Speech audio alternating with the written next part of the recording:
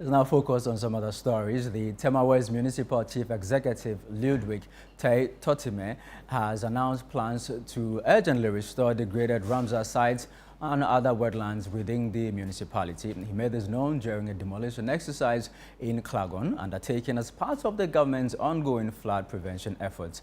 ChannelOne News' Ramsar reports.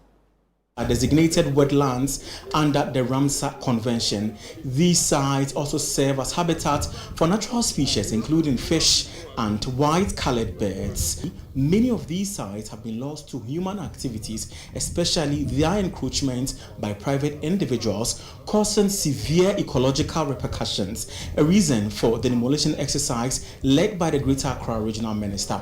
Today, the task force made a stop here in Klagon within the Tema municipality.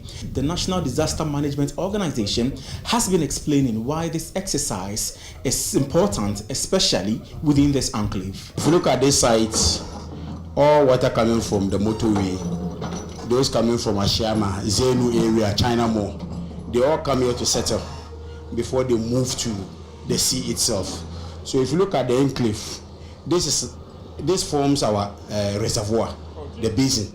So the water coming needs to settle down first before it can gradually enter the sea. So if you observe since when we came, most of the fence where we've brought it down still have water within them.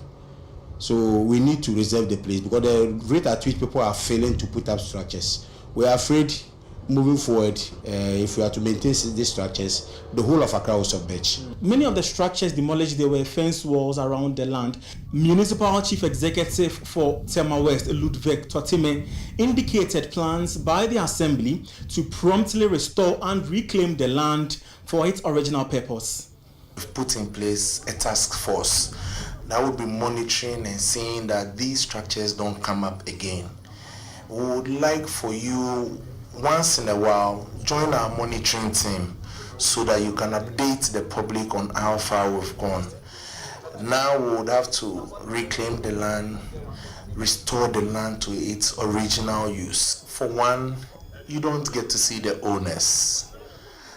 Even when people come and they are being emotional about the breakages, you ask them, do you know the owner? They tell you no, they don't know.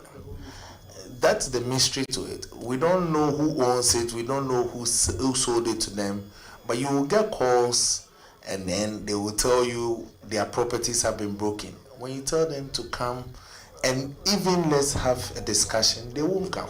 Despite the significance of this exercise to curbing the country's perennial flooding menace, some residents here disagree with its modality. We can even get ways and means of solving this problem, but not demolishing properties. How could they have done this, knowing very well that these buildings have been erected on waterways, and knowing the devastation of the recent floods, for instance? We are there. You see the main gutter, all the gutters are choked.